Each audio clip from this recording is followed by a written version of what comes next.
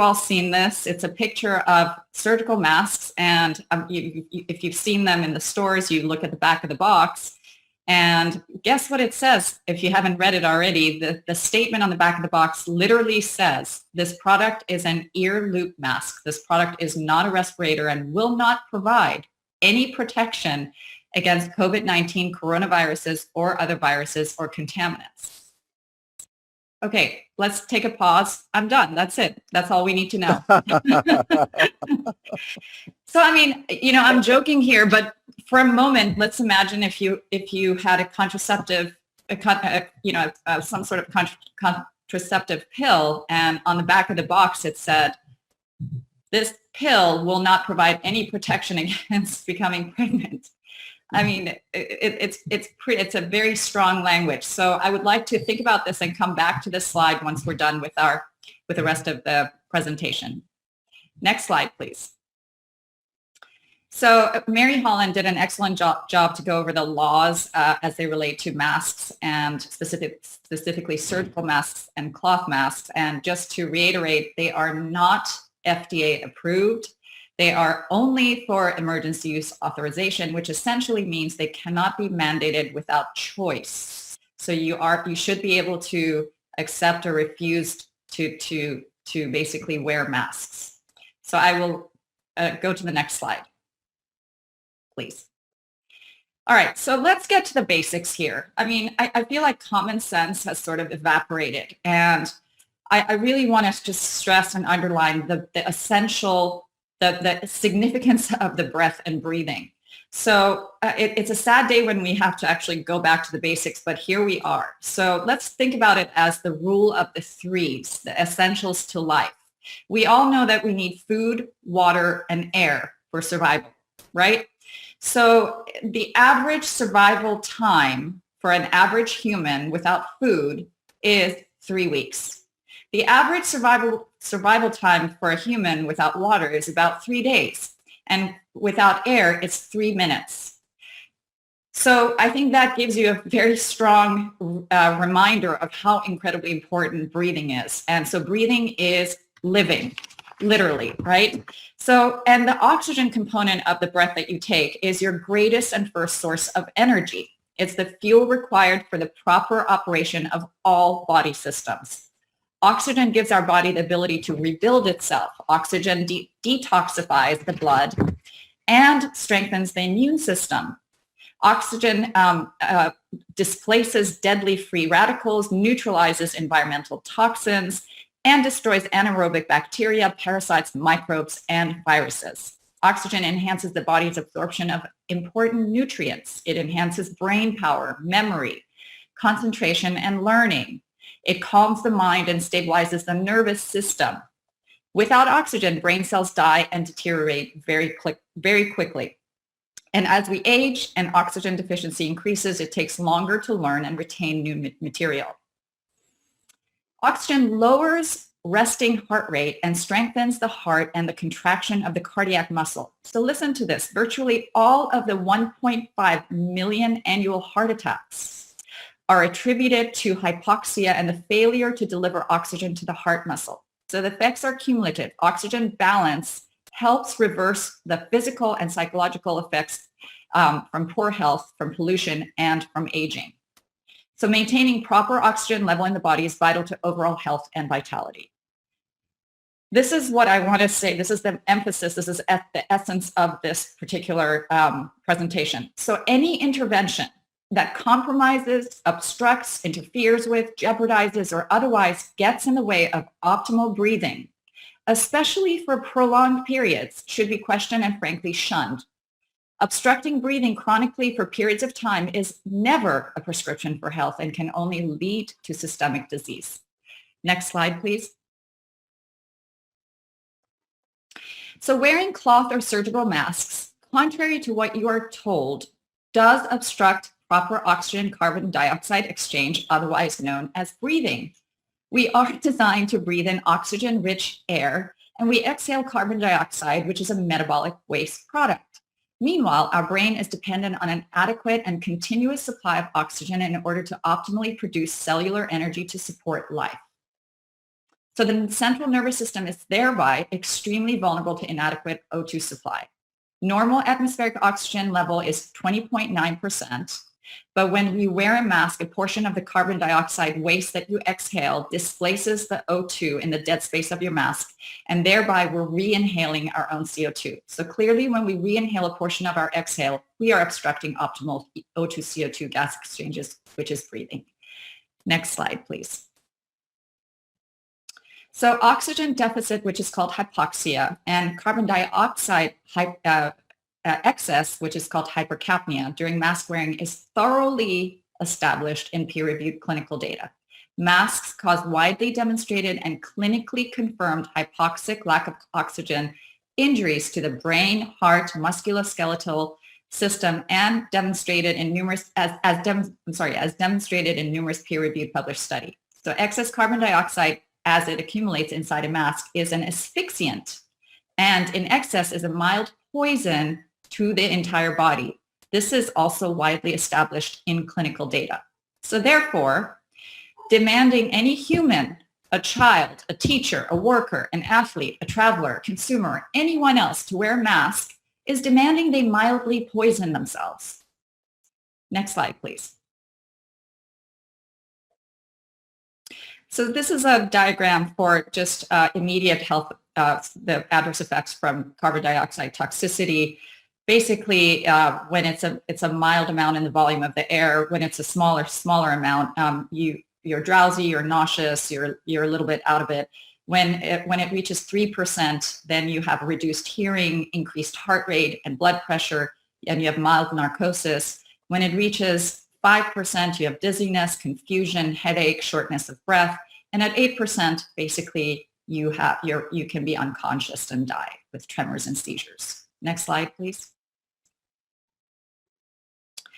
So if there's one study out of the multitude of studies, and I have all these references in the back of this presentation, if there's one study that I would highly encourage every single one of you actually take a note here and read at some point in your leisure time, it's this study from 2021, which was published in the International Journal of Environmental Research and Public Health. It's titled, "Is a Mask That Covers the Mouth and Nose Free from Undesirable Side Effects in Everyday Use and Free of Potential Hazards?"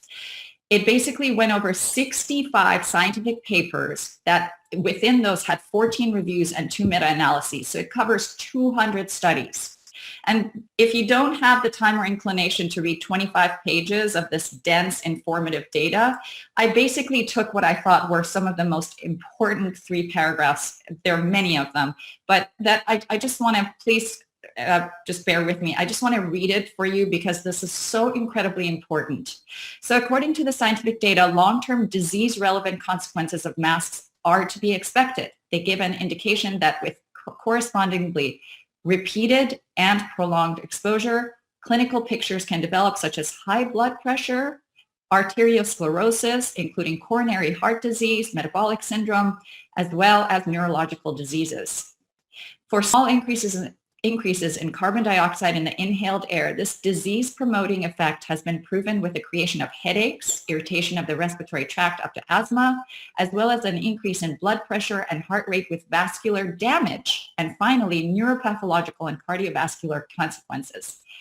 Are you hearing this? Are you listening to this? This is shocking. This should be shocking to each and every one of us. What are we doing here?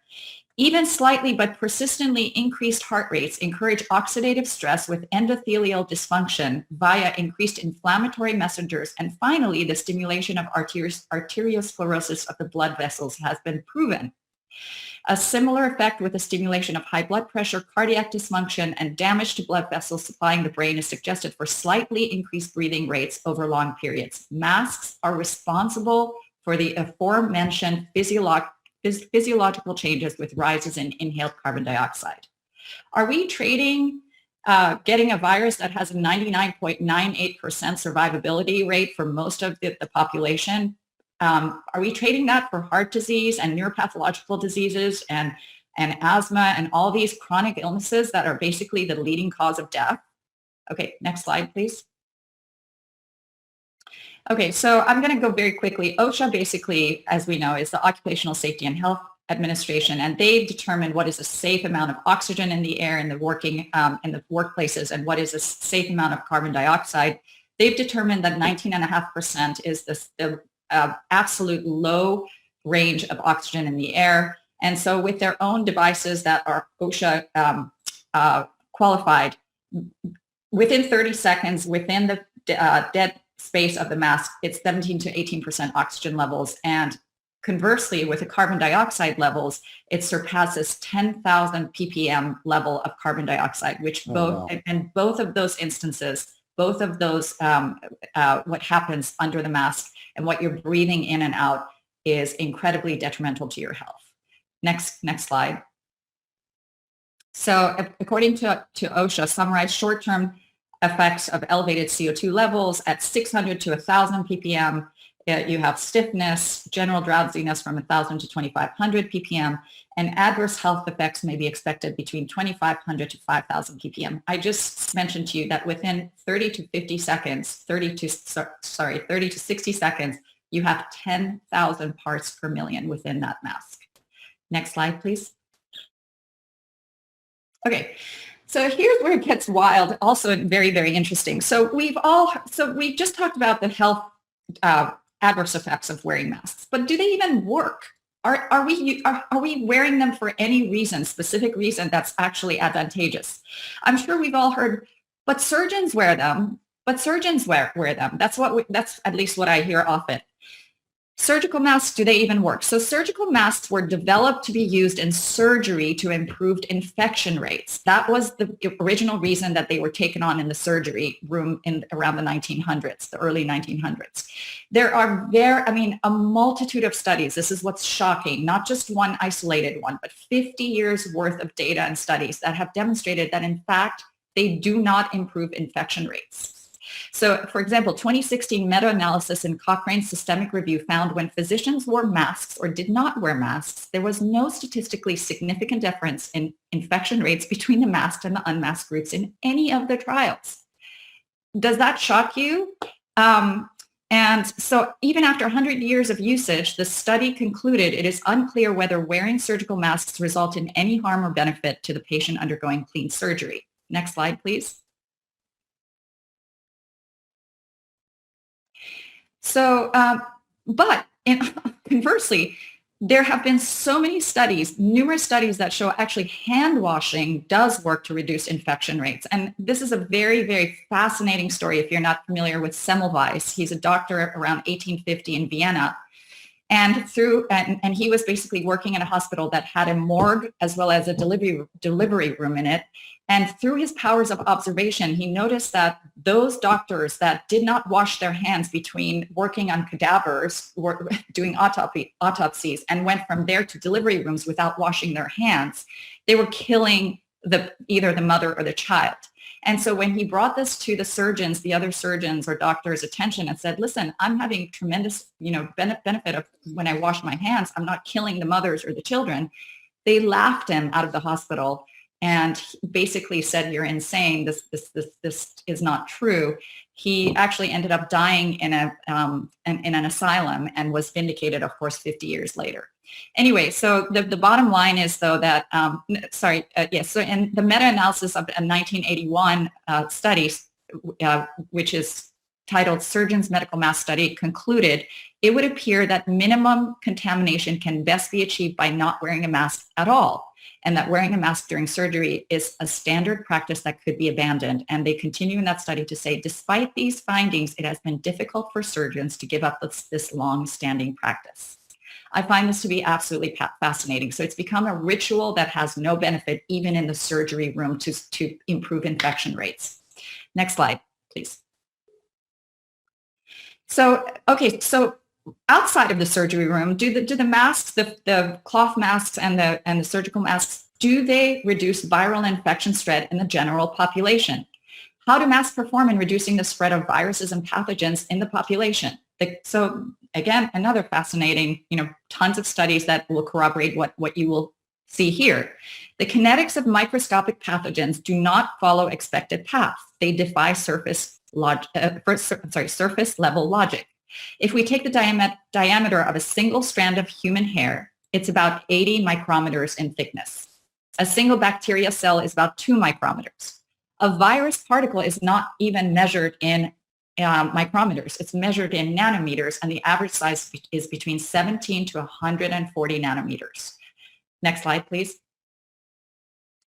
So if you see that blue dot on the left-hand side of that diagram, that's the equivalent size of a coronavirus, for example.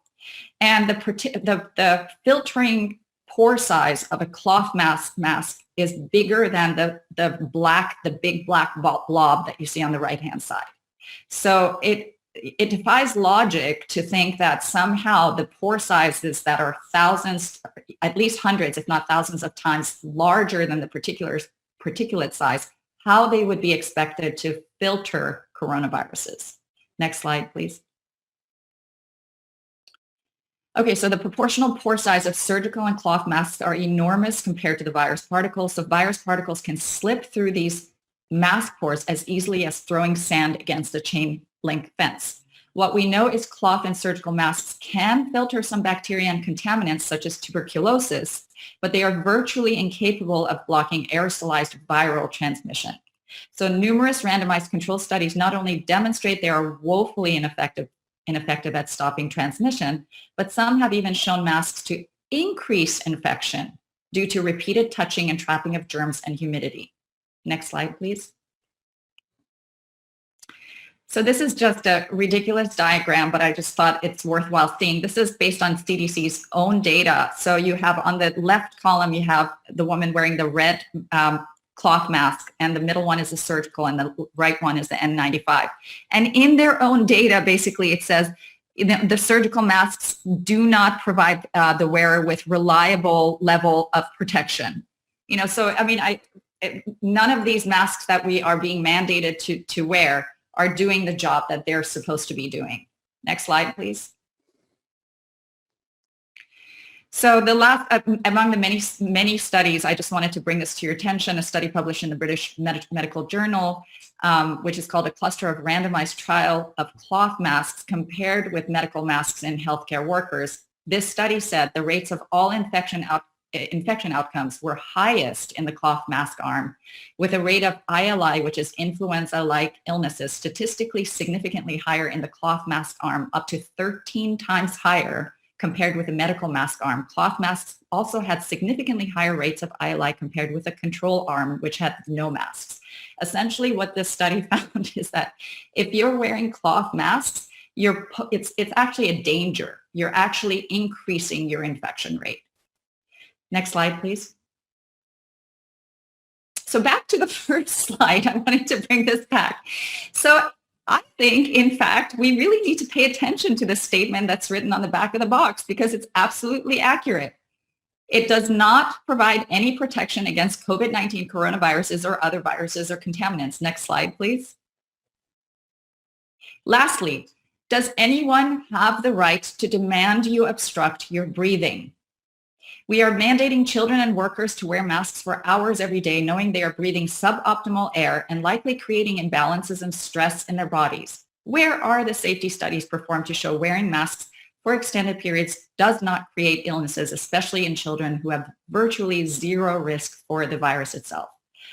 Mandating millions of healthy people, young and old, to wear cloth masks is perhaps the most troublesome, quote, solution that, as it turns out, also delivers little benefit with a suffocating cost. Thank you. Absolutely brilliant.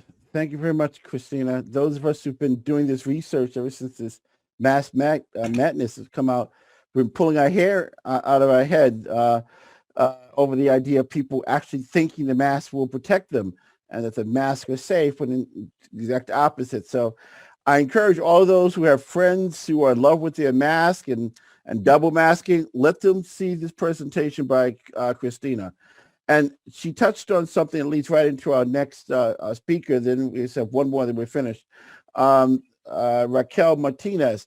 She's a teacher, physical therapy, and she works with small kids, and she has some amazing stories. Also, she's put out several videos of her experiences talking with people in the Latino community that everybody should watch.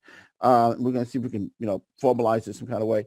But yeah, what these mask mandates and lockdowns are doing to our kids is something that we need to start studying because our kids are suffering. But she'll give you a more accurate description. Raquel. Thank you, Curtis, and thank you to all the panelists. I'm privileged and honored to be a part of this. And correction, Curtis, I'm an occupational therapist. Oh, what did I say? You said physical therapist and teacher. Sorry about that. Okay. No worries, no worries. That happens all the time. So I'm a pediatric occupational therapist in New York City, and I serve underserved communities. I work with children from 0 to 10 years of age. And before I go into what I've observed since the lockdown, I want to share something that's very, very important. Now, from 0 to 7 years of age, that is the foundation. It's pivotal for child development. It is the bedrock. So whatever happens from 0 to 7 years of age will affect a child for the rest of their life. Right now, they're living under extreme fear and anxiety. What they're being told is not to trust others, not to trust their friends because they could make them sick, and to trust an authority outside of themselves. So how will this manifest when they're older? That's disturbing because then they're going to trust an outside authority. They're not going to critically think for themselves. That's the foundation that's currently being laid. That's the foundation we must stop. So I want to address the masks, and you heard an incredible presentation on masks and how it affects us biologically, physically, and emotionally. Now, children, they need to see faces. They need to see expressions. It helps with their cognitive, emotional, and social and linguistic development. So I've seen children confused on a regular basis when they're looking at someone with a mask, especially when they're below 3 years of age. So I work with very young children, and I'm going to give you an example. So I currently work with a 3-year-old, and I've been working with her for 2 years. So I had a solid rapport before the lockdown. Once I started wearing the mask, her demeanor changed. Before, she was extremely playful. She would respond to me really well, and she didn't seem as anxious. After I started wearing the mask, she was less playful. She was less responsive, and she would just stare at me confused a lot of the time. Then during one session, she became so frustrated. She looked at me intensely, swiftly grabbed my mask and pulled it down from my face. As soon as she saw my face, she had the biggest smile. She started laughing. She was more playful. She was more responsive, like that immediately. So that just shows how resilient our kids are. But if we continue on this path, I don't know how children are going to be able to respond. Are they going to be able to undo the damage from masks? Now let's move on to social distancing. Now, recently I learned that social distancing is actually social isolation. It's a CIA technique used to break down the enemy. When you're socially isolated, when you cannot communicate with others, your well-being, your overall well-being goes down. It is a form of torture. And what are we doing day by day? Telling children, you can't be around your friends. You can't hug them. You can't high-five them. This is anti-human. Children need to be able to touch. That is part of their learning. Now, since I work with so many children, I go into daycares, and I've seen young children who don't really have the verbal skills yet communicate through touch, through hugging. And I've heard teachers say in a very stern voice, you can't hug, you can't high five, you can only wave to your friends. Now I've seen children start hugging each other, and they're so happy. They are so excited to be with their friends. And then once they hear that voice, you cannot hug. You must only wave to your friends. Their face, there's like no emotion. It's very strange. They don't know what to do. They're very confused, and they automatically just walk away from each other. It's sad to see. It's frustrating to see. It makes me so angry. And then recently, I work with a 7-year-old who I've been working with him for years, and he is a very tactile learner. He needs a lot of hugs. He needs that affection. So he's been restraining himself very well in this last year, but I can see how difficult it is for him. And one day he went to hug me, and he stopped himself. And then I asked him, I said, do you need a hug? Do you want a hug? He had tears in his eyes and he nodded, mm-hmm, mm-hmm. So then I said, okay, I have to see if there's anyone around. Go to the back of the room. Go to the back of the room. I go to the hallway. I check to see if there's any adults, any children. No one. Coast is clear. I run to the back of the room and I hug him. But as I'm hugging him, I have to keep my eye on the door to make sure no one walks in and sees me hugging him. So here I am doing my best to pour love into this child that so desperately needs it in this moment. And I'm in fear at the same time. I'm in fear that I could lose my job. What are we doing? You know, I talk to parents since I've been an occupational therapist for almost 12 years now. I've spoken with parents of children I've worked with years ago. So now they're in their preteens or they're teenagers. And they've told me, I don't recognize my child. This past year has done something detrimental to them. I don't know who they are. They cared about school. They cared about being with their friends. They just cared about life. And now they don't.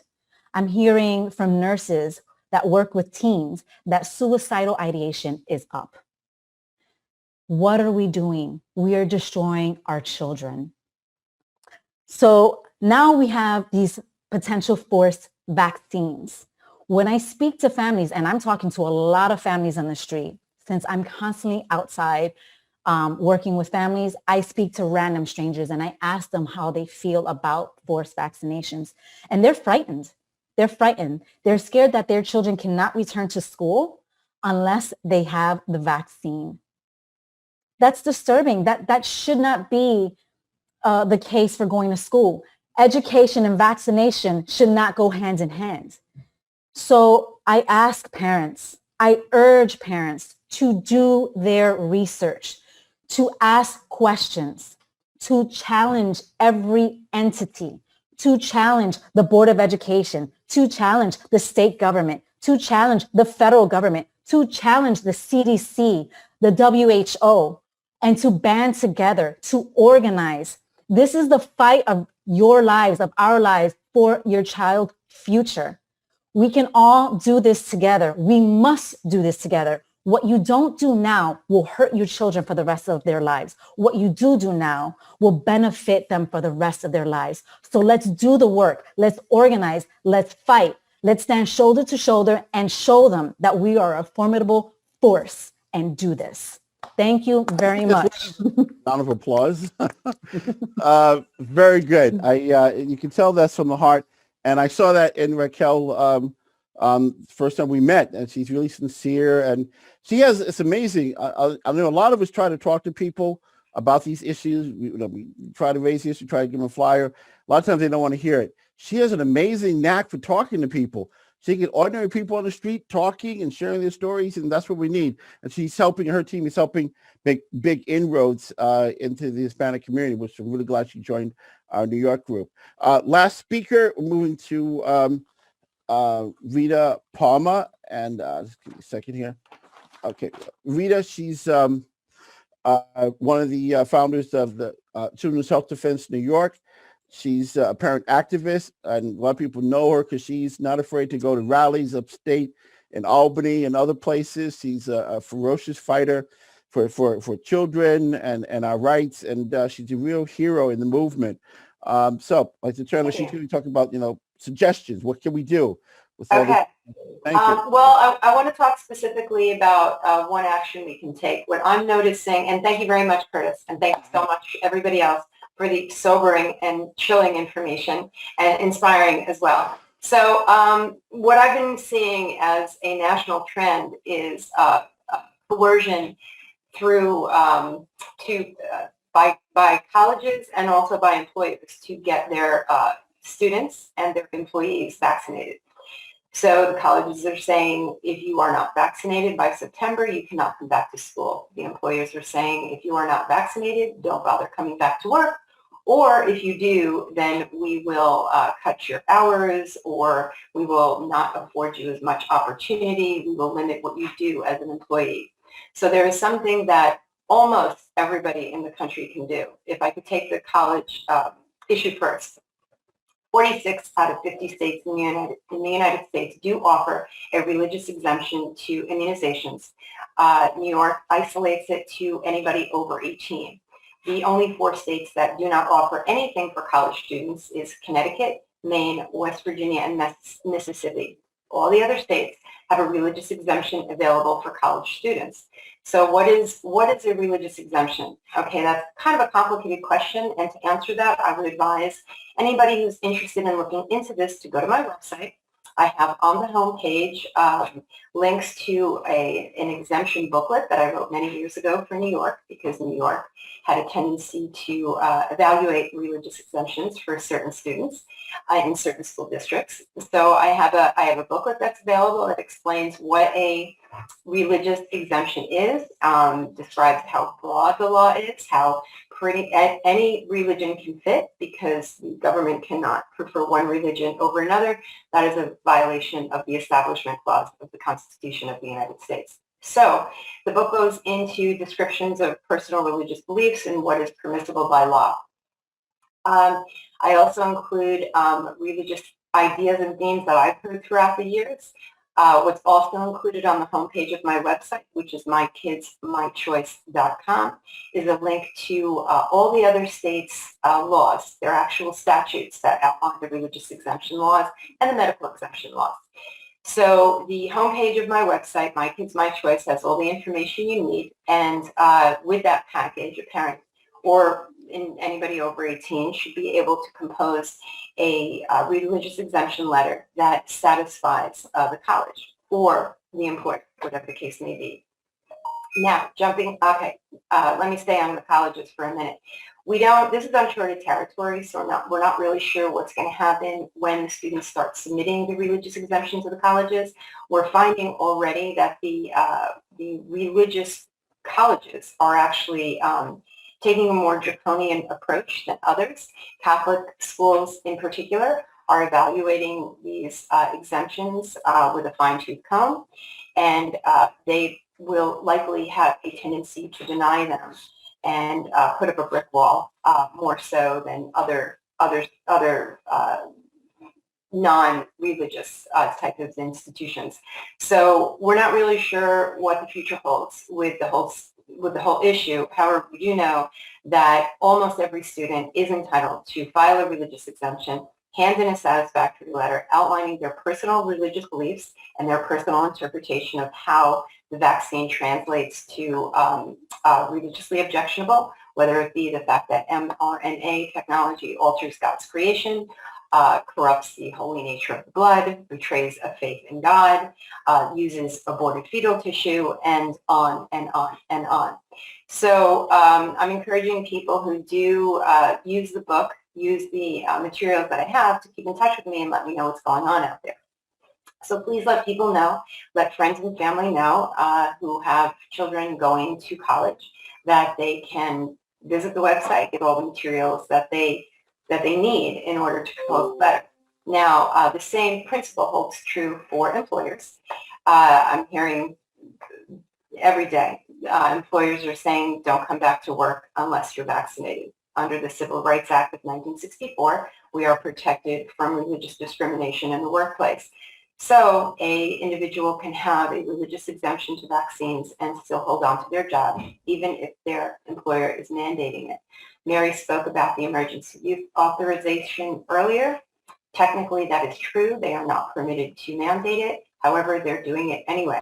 And unless you can hire an attorney and really fight it, I think a practical solution that fits in with people's lives is to file a religious exemption, submit it, get it approved, and then move on with their life. What's happening out there is there's a plateau that's being reached with these vaccines. It was probably reached about a month ago. And they're figuring out new ways to incentivize, bribe, push, coerce us into getting these vaccines. And they're going through private industry and they're going through the colleges. And I, of course, wouldn't be surprised if pharma was incentivizing the companies and the institutions to roll out these mandates to their students.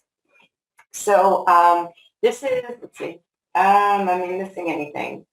Just a couple of details about the religious exemption. You do not have to be a member of any organized faith. You do not have to get a letter from a religious figure. Though, of course, the college or the employer may tell you that you do. You do not, because that would prefer one religion over another. Some people's faiths don't have a religious figure or a religious leader, so how could you possibly get a letter? And the United States government is not allowed, or any governmental institution is not permitted to favor one religion over another. So you do not have to, you don't need that letter. So we're hearing, Rutgers is mandating at St. John's, Cornell, a lot of the bigger institutions. We'll see how things roll out. There's been a tremendous amount of pushback on the issue. I have added thousands of people onto my Facebook following. I've sent out thousands of copies of my handbook. I've had dozens of conversations. I have an attorney that I do work with that I for legal work too. If the parent feels they're in over their head and they can't handle filing the exemption themselves, or if they just want to take care of it with an attorney. So it's a fairly special area of the law. So I don't really know all that many attorneys that deal with it. The one that I refer to, I've worked with her in New York City in the past when New York State had the religious exemption for under 18, and we work very well together, and she's had great success. So that's, I'm just looking in the chat over here. Can we get information from private colleges on money taken from pharma? Well, you could try. You could certainly try. I don't know if they have to give it to you, but you can certainly try. Yeah. So that's basically what I have to offer to you tonight. Again, please go to the website, My Kids, My Choice. Right on the homepage is all of the information, all of the links, all the helpful tools where you can ensure that any of the knowledge that you gained tonight, you can actually employ it and use it to refuse the vaccine for your children or for yourself and still get on with your life. Thank you. Thank you very much. That's going to be very practical information because everybody can't afford a lawyer to represent them in these cases. But that's a practical alternative. Everybody goes to her website and get the book. And that just about does it. A few closing remarks. I encourage everyone to go to the children's website, Children's Health Defense website, because this video will be available soon. I don't know the exact time frame, but soon. And there'll be subtitles in several different languages. I'm being asked also to see if we can maybe have it at least dubbed in Spanish, because it's Spanish-speaking people who understand verbal, but their English is not as good. So I don't know. We'll see if that's possible. Also, I encourage everyone, please join Children's Health Defense. If you were impressed by this information, the Children's Health Defense website is an excellent source for doing research. I know I've had a few articles published, and I have to have lawyers go through every single thing that I write, every word, and make sure there's plenty of references. So it's a great place for research, and it keeps you up to date when we're having rallies and other events, and the latest updates on the death count and injury count. You get all that information by joining Children's Health Defense and getting on the mailing list for our publication, The Defender. Also, I would encourage people who, I know some people want to get in contact with me. You can reach me through my website, which is vaccinesaredangerous.blogspot.com, vaccinesaredangerous.blogspot.com. And there you can reach me. I have a lot of information there. And if anybody wants to order a copy of my book, you can do so on my website. I autograph and date all copies of my book from there. I think we're about ready to wrap up. Lynn, is anything else we need to cover? Or Mary? Okay, then I'd like to thank everybody for taking the time to join us. I hope you found this information